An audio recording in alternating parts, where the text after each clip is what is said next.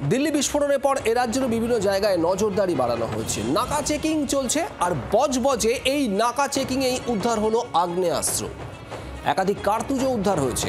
অভিযুক্তকে গ্রেপ্তারও করা হয়েছে। মৌনব পার্সে নামে এক ব্যক্তি, তিনি বিহারের বাসিন্দা বলে জানা যাচ্ছে।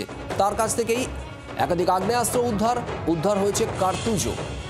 নকিবউদ্দিন গাজী আমাদের প্রতিনিধি রয়েছেন আমাদের সঙ্গে। নকিবউদ্দিন, আর কি জানা যাচ্ছে?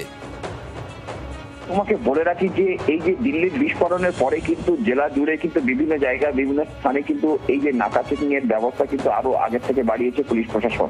সেই মতন ডায়মন্ড হারবার পুলিশ জেলার পক্ষ থেকে বিভিন্ন থানার এলাকায় এই নাকা চেকিং চলছে এবং দিনের থেকে রাতেও বেশি এই নাকা চেকিং চলছে।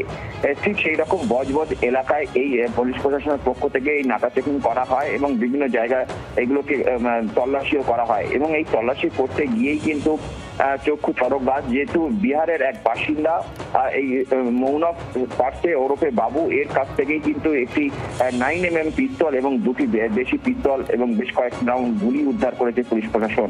এটা নিয়ে ডায়মন্ড হারবার পুলিশ জেলার অ্যাডিশনাল এসপি মিথুন কুমার দে তিনি জানান যে এই যে পিস্তল এবং এই দামি পিস্তল, যেটা 9mm পিস্তল, যথেষ্ট এটা মুঙ্গে থেকে আনা হয়েছে বিহারের। এই ব্যক্তির বাড়ি বিহারে এবং কাজের সূত্রে এখানে থাকতো বজবজ এলাকায়।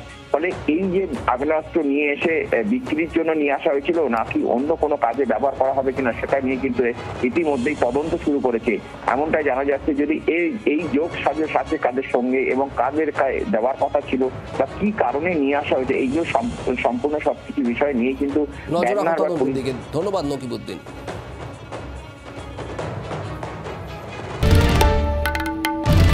বাংলার আওয়াজ, বাঙালির আবেগ, জি 24 ঘন্টা।